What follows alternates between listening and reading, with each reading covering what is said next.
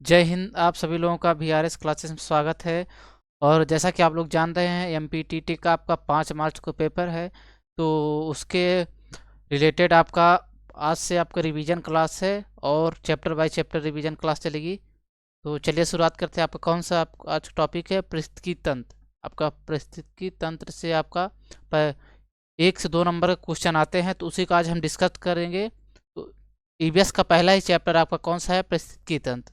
तो चलिए शुरुआत करते हैं। क्वेश्चन हम लोग क्वेश्चन भी करेंगे, क्वेश्चन साथ ही उसका डिटेल्स और डिस्कस भी करेंगे। तो चलिए शुरुआत करते हैं। पर्यावरण में भौतिक या जैविक घटक कौन कौन से हैं?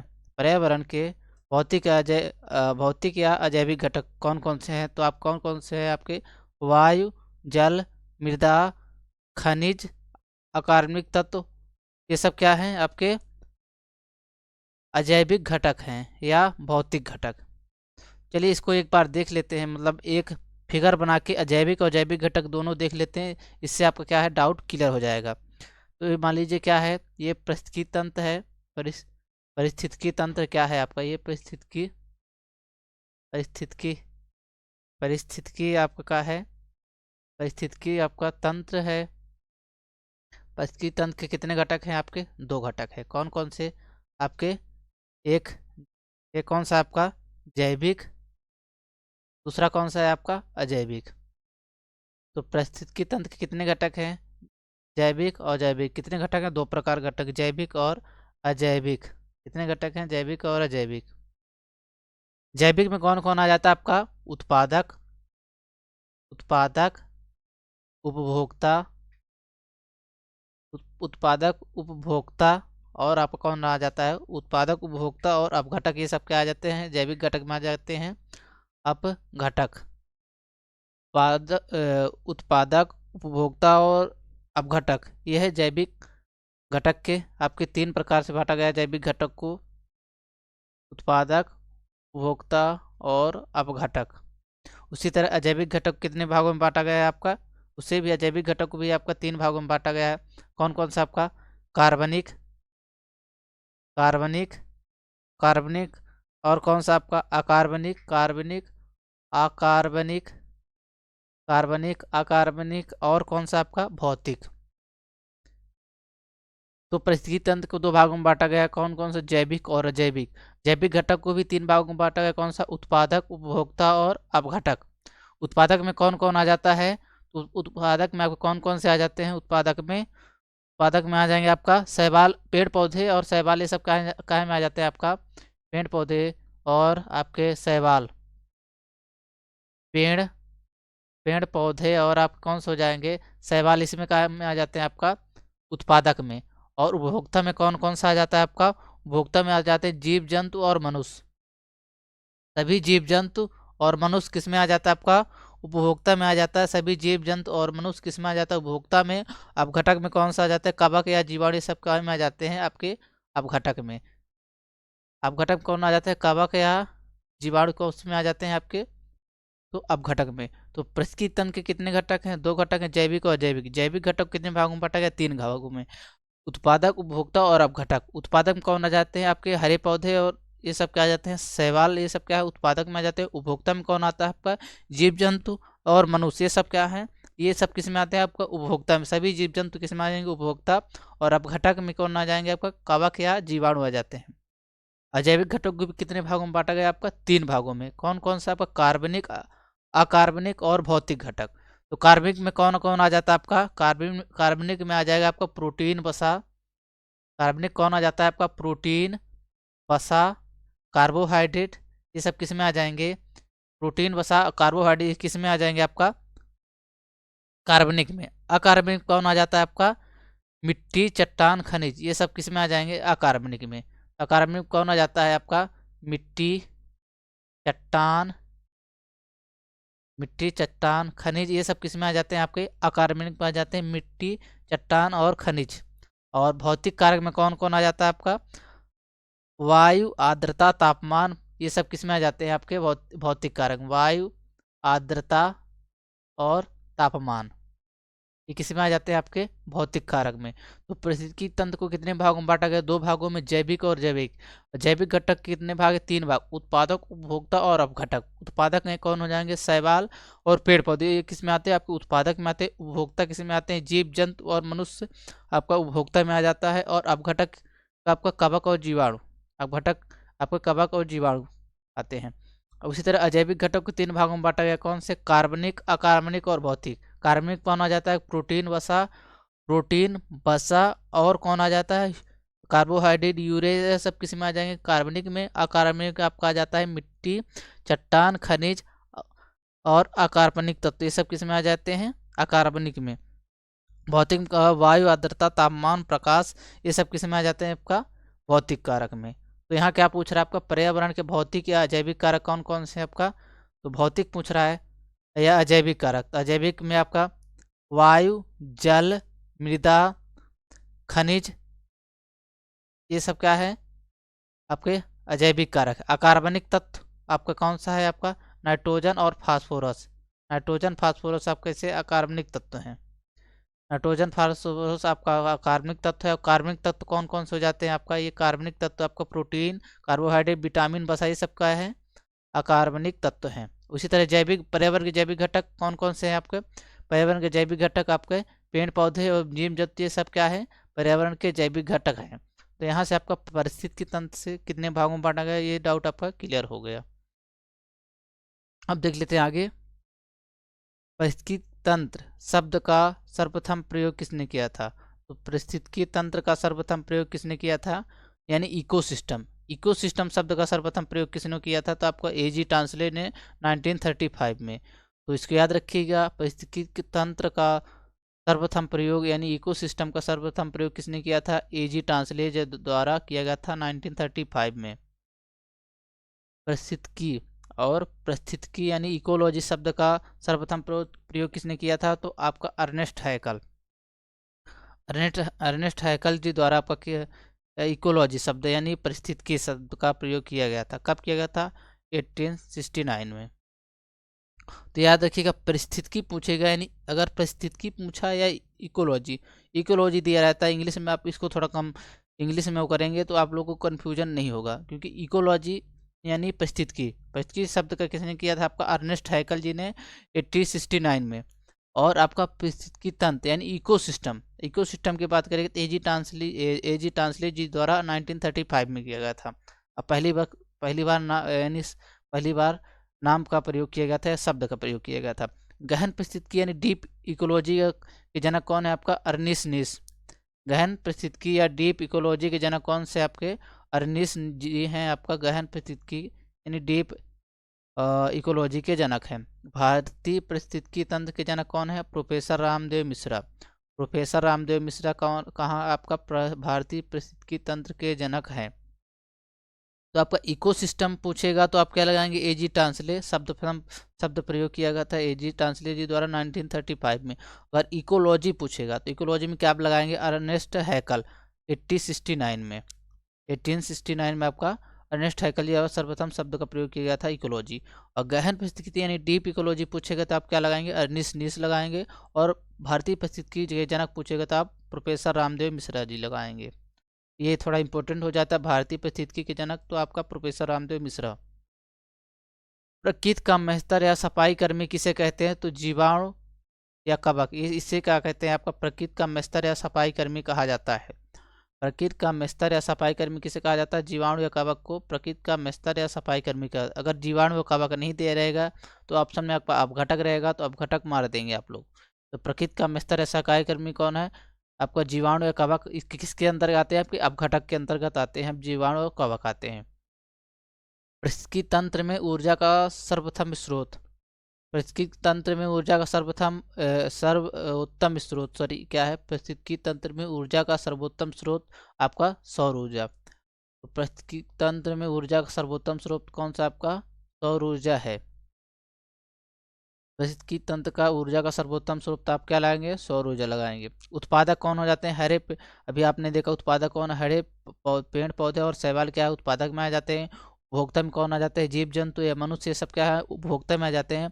और अपघटक में कौन आ जाते हैं, जीवाणु या कवक। जीवाणु या कवक को प्रकृति का सफाई कर्मी या मेहतर भी कहा जाता है, इसको याद रखिएगा आप लोग।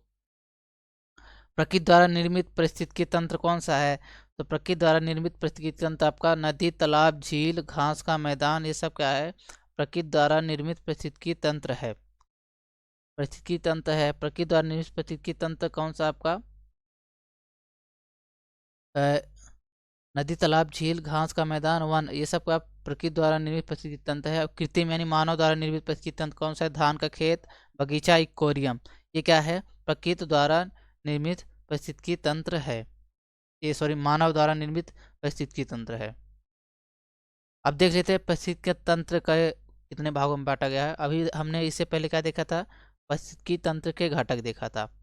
अब ये पारिस्थितिकी आपका कौन सा पारिस्थितिकी आपका तंत्र, पारिस्थितिकी तंत्र को कितने भागों में बांटा गया, वो इससे पहले हमने क्या देखा था, आपका घटक देखा था। अब हम क्या देख रहे हैं, पारिस्थितिकी तंत्र कितने भागों में बांटा गया है। तो कितने भागों में आपका बांटा, दो भागों में। कौन कौन से, प्राकृतिक और कौन सा आपका मानव निर्मित यानी कृत्रिम। प्राकृतिक या कृत्रिम इसी को बोलते हैं, इसी को क्या बोलते हैं, मानव निर्मित यानी मानव द्वारा बनाया गया, ये हो गया मानव निर्मित। तो प्रकृति में कितने आपका कौन कौन मतलब प्रकृति में कौन आ जाता है आपका, प्रकृति में घास का मैदान आ जाता है, घास का मैदान, प्रकृति के अंदर घास का मैदान, वन, नदियाँ, झील और सागर, ये सब किस में आ जाते हैं आपके प्राकृतिक, क्योंकि ये प्रकृति द्वारा हो। ये मानव क्या आप एक घास का मतलब घास को थोड़ी बना सकता है। तो उसी तरह क्या है प्रकृति के अंदर यानी प्राकृतिक पारिस्थितिकी तंत्र क्या होना जाते हैं, आप घास के मैदान, वन, बगीचा, झील और सागर, ये सब किसी में आ जाते हैं आपका किसी में आ जाते हैं सॉरी प्राकृतिक पारिस्थितिकी तंत्र में। वही कृत्रिम पारिस्थितिकी तंत्र में कौन कौन आता है आपका, पार्क बगीचा,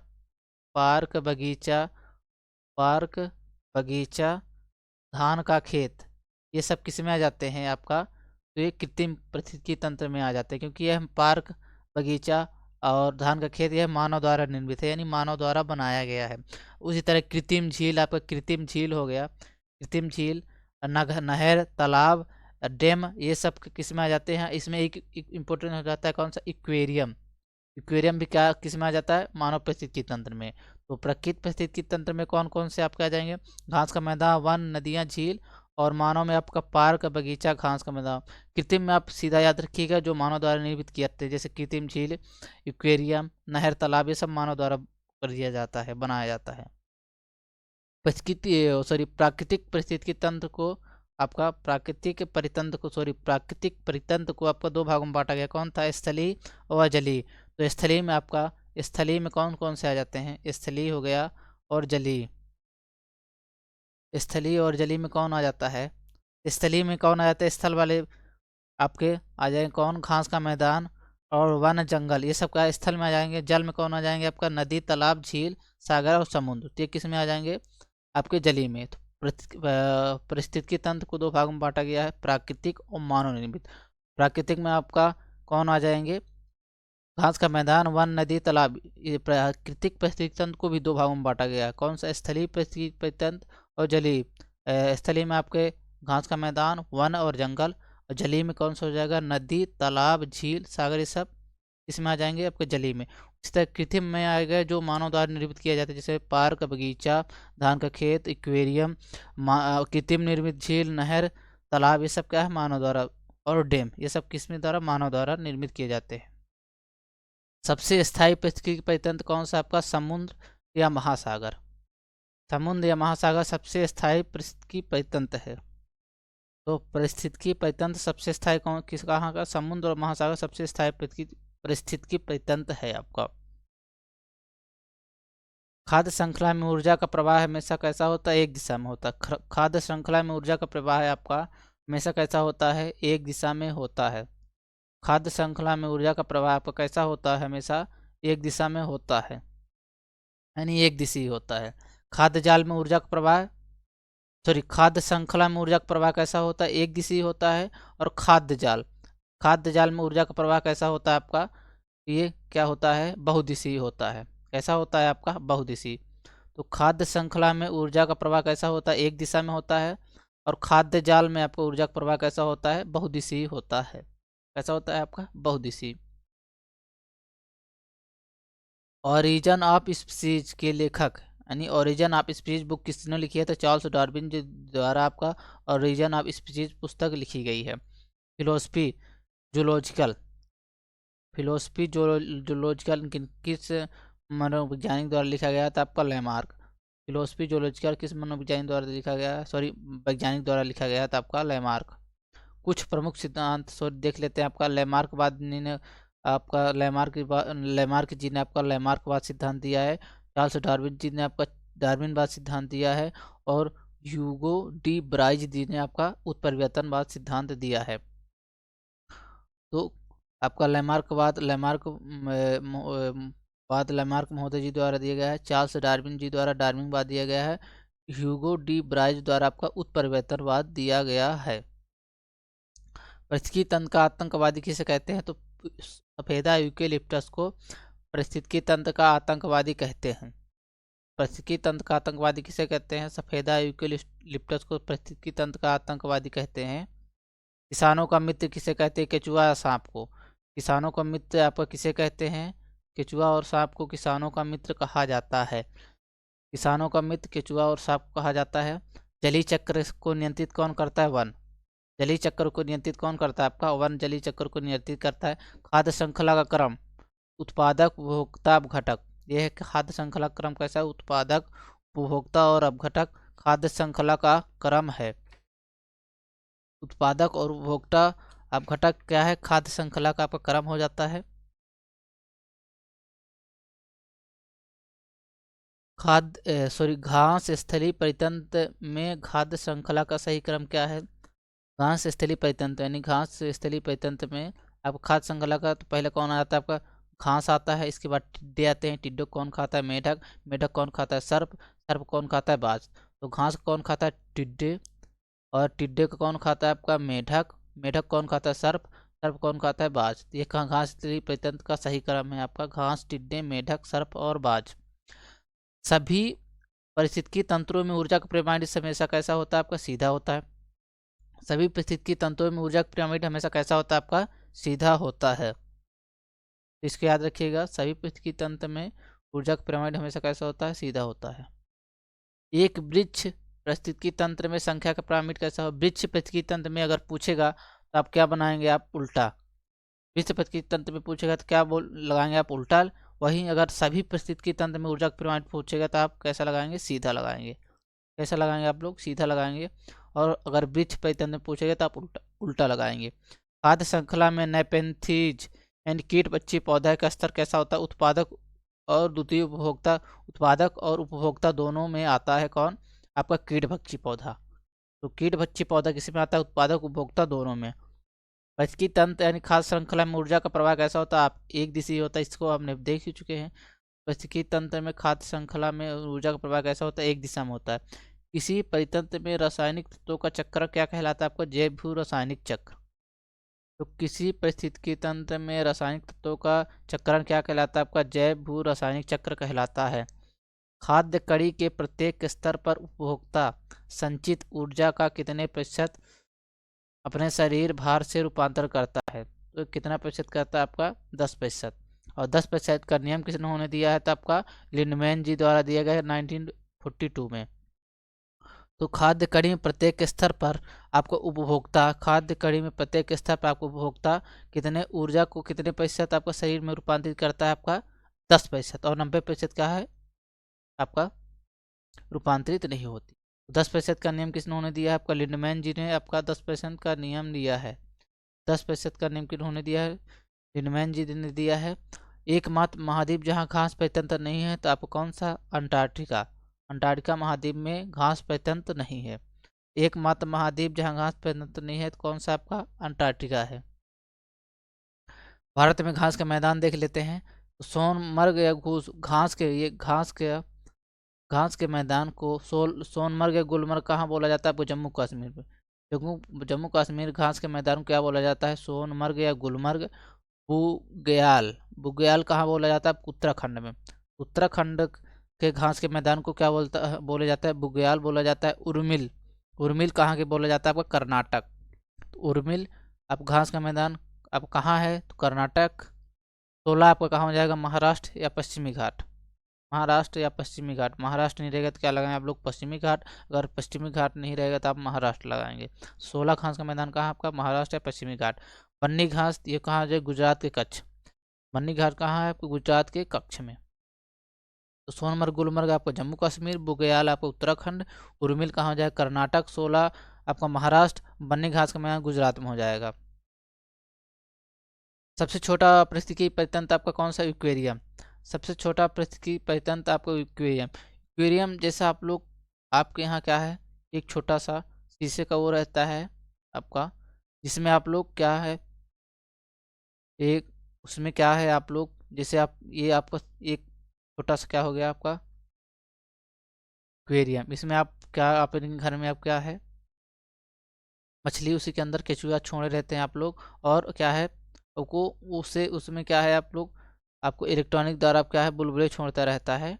वही क्या है? पारिस्थितिकी परितंत्र है। सॉरी, क्या है सबसे छोटा परितंत्र जिसे एक्वेरियम बोलते हैं। तो एक्वेरियम क्या है? जिसमें आप लोगों के घर में क्या होगा, जो एक आपका ये रहता है कांच का, उसके अंदर आप लोग क्या है मछली वगैरह और केचुआ वगैरह आप लोग से आप लोग करते हैं। तो वही है आपका एक्वेरियम है। सबसे बड़ा कृत्रिम पारिस्थितिकी तंत्र कौन सा? आपका धान का खेत। सबसे बड़ा कृत्रिम पारिस्थितिकी तंत्र धान का खेत। सबसे छोटा पारिस्थितिकी तंत्र आपको हो जाएगा एक्वेरियम। सबसे बड़ा कृत्रिम पारिस्थितिकी तंत्र आपका धान खेत हो जाएगा। सबसे विश्व में सबसे बड़ा विक्षुब्ध पारिस्थितिकी तंत्र पर्णपाती वन। विश्व में सबसे बड़ा विक्षुब्ध पारिस्थितिकी तंत्र कौन सा? आपका पर्णपाती वन है। स्थल खंड पर पाए जाने वाला सबसे बड़ा सबसे बड़ा पारिस्थितिकी तंत्र जंगल। स्थल में पाए जाने वाला सबसे बड़ा पारिस्थितिकी तंत्र आपका जंगल हो जाएगा। इसको याद रखिएगा। सबसे छोटा पारिस्थितिकी परितंत्र पूछेगा तो आप क्या लगाएंगे? एक्वेरियम। सबसे बड़ा पूछेगा तो आप क्या लगाएंगे? धान का खेत। सबसे बड़ा कृत्रिम पारिस्थितिकी तंत्र, इसे यहाँ देख लीजिएगा क्या? कृत्रिम पारिस्थितिकी तंत्र, तो धान खेत लगाएंगे। सब विश्व में सबसे विक्षुब्ध पारिस्थितिकी तंत्र कौन सा? आपका पर्णपाती वन। विश्व में विक्षुब्ध सबसे बड़ा पारिस्थितिकी परितंत्र आपका पर्णपाती वन है। स्थल खंड पर पाए जाने वाला सबसे बड़ा पारिस्थितिकी परितंत्र आपका जंगल है। तो स्थल में पाए जाने वाला सबसे बड़ा पारिस्थितिकी परितंत्र आपको जंगल, और सबसे छोटा पारिस्थितिकी परितंत्र एक्वेरियम। सबसे बड़ा कृत्रिम पारिस्थितिकी तंत्र धान का खेत। पारिस्थितिकी तंत्र का मित्र किसे कहा जाता है? तो नीम, पीपल, बरगद और तुलसी। नीम, पीपल, बरगद और तुलसी को आपका पारिस्थितिकी तंत्र का आपको क्या कहा जाता है? मित्र कहा जाता है। कुछ जंतु शाकाहारी मांसाहारी दोनों होते हैं, उन्हें क्या बोलते हैं? सर्वाहारी। जो जंतु शाकाहारी और मांसाहारी दोनों कैटेगरी में आते हैं उन्हें क्या बोलते हैं? सर्वाहारी बोला जाता है। जो जंतु दूसरे जंतुओं का शिकार करके अपना भोजन प्राप्त करते हैं उन्हें परभक्षी या प्रीडेटर्स कहते हैं। तो जो जंतु दूसरे जंतुओं का शिकार करके अपना भोजन प्राप्त करते हैं उन्हें परभक्षी या प्रीडेटर्स कहते हैं। जीवी एवं अजीवी घटकों के संबंध स्थापित कौन करता है? अब घटक। अब घटक क्या है? जैवी और अजैवी घटकों के बीच संबंध स्थापित करता है।